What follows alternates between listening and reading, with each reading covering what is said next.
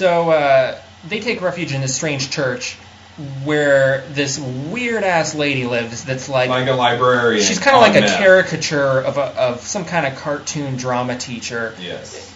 Overacts. I wrote down in my notes, Vincent Price, witch lady, possibly on ecstasy. She has this very, welcome to my home. And she's kind of draping her arms over everybody and very touchy-feely and a very strange lady. And apparently dry ice is that indicates some sort of witchcraft is going on. Yeah, because like I said before, it was frosting, and then dry ice was all the budget consisted of. Yeah. That's all. No costumes. Any receptacle of any sort in this church place has got dry ice billowing little smoke out of it. There's little beakers and pots and cups, and everything has dry ice coming out of it. And there's also a part of Stonehenge inside of her house that also has dry ice coming out of it, because that's totally normal. So the rape victim girl, she gets turned into, she offers them what, tea or something? Vegetal broth. It might have been vegetable broth, but I think she vegetal. said vegetal broth. That may be a word, an actual word that I'm not aware of, but that's not a common word. No, she says, drink your vegetal broth. Which...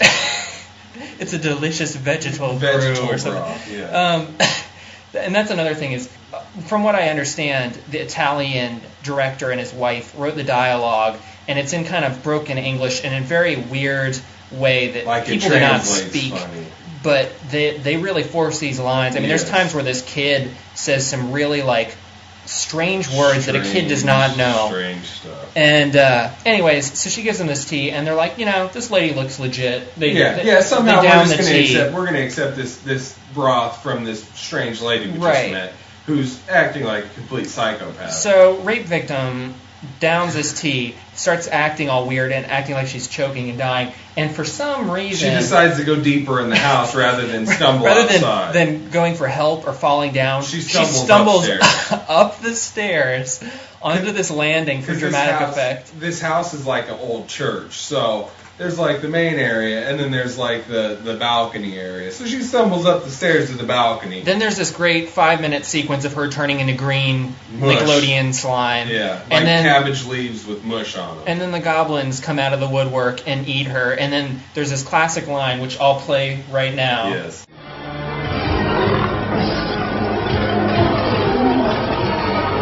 They're eating her.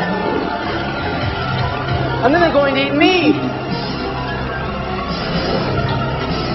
Oh my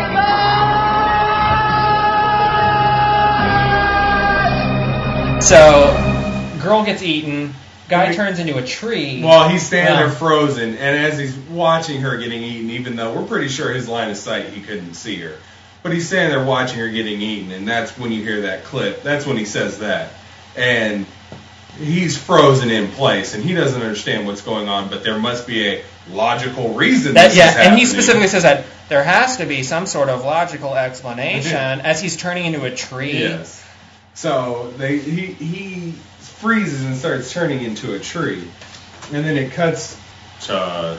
What else does it cut to? Well, the next scene is back to the family in their little cabin, which they're starving to death, presumably, at this point, but they're pretty okay with that. Yeah. Oh, yeah, and it's them getting ready to go to bed, because it's starting to turn into night. So the sister does this weird-ass dance routine by herself. She does this really short, 10-second dance routine, like 80s music. Napoleon Dynamite Very dance Napoleon routine. Dynamite, in a mirror. And then she goes to start practicing her ultimatum to the boyfriend. In the mirror to herself. Because everybody does that. She's practicing how she's going to tell him, it's either your friends or me, you pick. Yeah. And then suddenly, Grandpa, what's his name? Seth. Grandpa Seth pops up in the mirror and is like, Joshua. Yeah. Somehow the ghost grandfather can't figure out which room Joshua is staying. So the family comes in, can't find him in the mirror, and Joshua's like, I'll stay in this room, I'm down with Grandpa, or Grandpa's ghost. And he stays in there and starts talking in the mirror, and Grandpa's explanation is, I'm not familiar with this house yet. Yeah, I don't know the layout I don't know the layout of which mirror to materialize in, even though he was physically materializing before, and somehow he's now limited. Yeah, now he just has to be in the mirror. So it's nighttime, they go to bed, whatever. He talks to the grandpa and everything. And then it's the next morning all of a sudden, and somehow the boys in the RV don't find it weird that Arnold, their friend, never came Friend's back. been missing overnight, and they're not really fazed They're by just that. like, whatever, and one of them's like, well, I need to go to the store because there's no food in here. So girlfriend shows up to deliver this ultimatum she's been practicing, Yes. and as she shows up at the RV, the boyfriend stumbles out the door, Putting his shirt on like he was just getting fucked by that guy. Yeah, by the other guy that's in it. So the one friend leaves to go to the store, leaving the other two who had been sleeping together naked. The one friend heads into town, and while he's jogging into town because he decides that he knows where the store is, and just goes for a jog to get supplies. So yeah, he goes for the other friend of the boyfriend goes for a jog, and that's when something else weird happens. That the pedophile cop pulls pedophile up. cop just kind of keeps pace with him in his cop car along the dirt road. He's like, "Oh, you need a ride?" Yeah. And he's got this kind of weird like pedo type vibe. And the guy's like, "Oh, face. sure." And he hops in the car and he introduces himself. He goes, "Hi, I'm Sheriff Gene Freak." Yes. I'm pretty sure he said Gene Freak. I think he said freak, because at first I was like, did he say Frink? And I was like, no, he It had to sounded have like said freak. So Gene Freak is the cop's name. And he offers the kid a sandwich. This teenage boy who's all sweaty and has been jogging around, he goes, here, you want a sandwich? So he goes to the general store where there's a bunch of bearded pedophile-esque men staring at him. Front. And he goes inside and well, as the cop drops him off, the kid's like, so, where do all your girls hang out? And he's like, ha, girls, ha, ha, ha, ha, as he's like driving away with the door still open. Like, what kind of cop does that? So the friend at the store, I forgot to mention that he eats this green sandwich that Sheriff gives him. And there's another thing is they're eating this green, very obviously green food the whole time, and at no point does anybody say, you just gave me a sandwich that's filled with green shit. Strange green color. It's not a normal green. It's strange He green. said he just looks at it and takes a bite and goes, that's pretty good. And he eats the whole thing. And so the cop drops him off at the store and pulls away with his creepy ass laugh. So he starts sweating green, which is the first sign you're turning into the vegetable thing. Yes. And as he's leaving the store, the townsfolk tell him that, hey, your friend's looking for you in this creepy church building out in the woods. So he stumbles on out that way. Just thinks that it's okay that all these strange people are telling him to go somewhere. So he stumbles out to this strange house and ends up in the house, which his friend's already pretty well turned into a plant, and is standing in a pot by himself in this house. So he rips off this piece of the friend's face so that the friend can talk. And the friend's like, hey, get me out of here.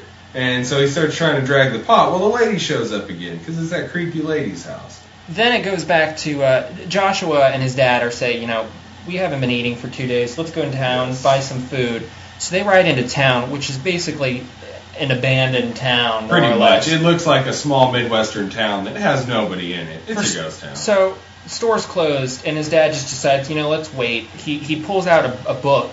Was it just lying on the bench? The book was sitting on the chair because the general store is closed. So he goes, well, we'll just wait and have to be patient. It's a vegetarian cookbook.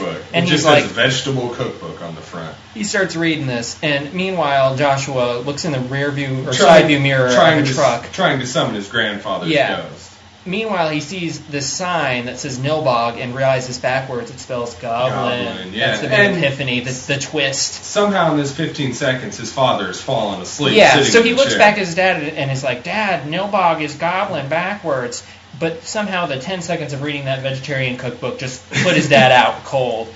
So he's asleep. He wanders down the street into a car shop, I guess. He starts skateboarding. Yeah, it looks like an abandoned warehouse or like a slaughterhouse. I don't know. It has big, weird doors on it. And he just wanders into it and realizes that there's people there pretty much like having church. There's like a church service. So he climbs up to the second floor and is looking through the broken floorboards with his skateboard hanging precariously over the edge. Yeah, because stupid kids. And the guy, I wrote down in my notes, meat preacher Billy Ray Cyrus. He's preaching about how horrible meat is. He's preaching about the disgusting nature of meat, even though effectively what the goblins eat is humans, which are, let's face it, they're meat, basically. Yes. So he's preaching about how bad meat is, and all his congregation keeps shuddering at the word meat, and they're all freaking out, and the child's trying to watch them through a crack in the floor, but he keeps moving this loose floorboard, which ends up throwing his skateboard down a chute, which alerts the people that he's up there. They pull him down there, and somehow the preacher's hand shoots up through the hole in the floor and grabs the kid on the face. Very, like, phantasm kind of thing going on. And like, just knew he was automatically there and slaps him on the face. They start trying to force feed him this white cottage cheese looking stuff that they call ice cream. Yeah. Dad shows up finally out of his little vegetarian cookbook coma. Somehow found that his kid was in this weird abandoned building and decides to rescue him. And there's all these people on these makeshift church pews in this dimly lit back room of a garage, and they say, we were just trying to feed him some ice cream. Some ice cream, because you know how kids are. There must have been a misunderstanding. And the dad's like, okay, cool, and they just walk out the door like nothing happened. So they get back to the house, and everybody from the town is basically at their house. At the house, like having a shindig. Well, because as they're driving back to the house is when they run into the daughter and the boyfriend outside the RV. So the dad stops because he's going to go kick this boyfriend's ass for showing up late before they left and disappointing his daughter. So he shows up and they decide to take the boyfriend and the daughter with them, leaving the last friend behind. So he's the last one just left in the RV. And so they take off to the house, which is where all the townspeople are.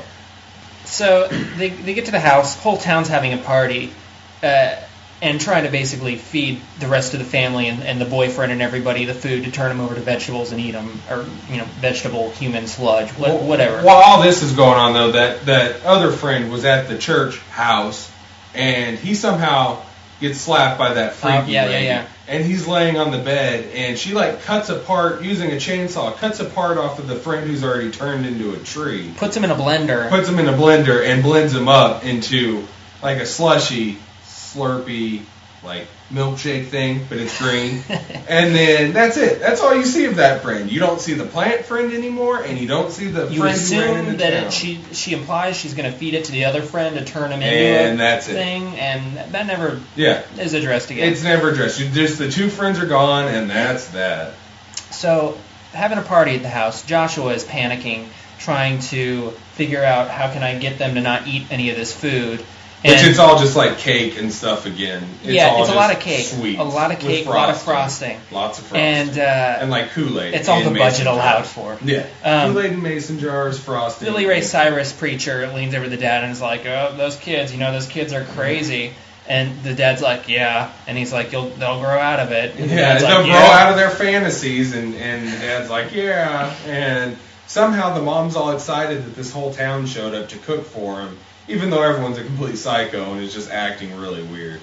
So Joshua finally finds Grandpa. Well, he runs outside. He goes to the mirror to look for Grandpa, because that's where Grandpa hangs out, is in this bedroom mirror. And that's when a goblin comes smashing through the mirror. And then he says, Grandpa, what did they do to you? Or Grandpa, are you one of them? Or something, alluding to the fact that the Grandpa turned into a goblin, but that's never addressed again. No. And it seems like that's pretty much a complete falsehood that the Grandpa turned into a goblin. And it's not the Grandpa, it's the creepy lady from the church house that's the goblin. And Grandpa somehow shows up with an axe and chops her hand off, which looks like it's made out of plaster or styrofoam. So Joshua stumbles out onto the porch. Meanwhile, the family's inside at this little soiree that's going on, and Grandpa shows up and gives him a Molotov cocktail. And says, you have to put this fire out. And Joshua's like, what fire? And the Grandpa pulls out a Molotov cocktail. And he smiles. Yeah, and smiles. So somehow, this feels like this kid's just a psychopath, and somehow is channeling it to, Grandpa told me to do this. Grandpa told me to burn down the house. So it's fine. So they're about to burn it down. Billy Ray Cyrus, preacher, by the way, is not actually Billy Ray Cyrus. No. Just strongly resembles him. Looks a lot like him. So pretty awesome. He pops out of nowhere, and they torch this mofo. He goes out and walks out. His eyes turn green and all this stuff. He takes the Molotov cocktail and starts to do some witchcraft. There's like a scanners battle between the preacher and Grandpa, where they're trying to bust each other's brains or something. Yeah. It's not quite explained what that is. No, and somehow the Molotov cocktail shatters and lights the preacher on fire. So he burns up. Everybody sees this guy burning up and comes outside.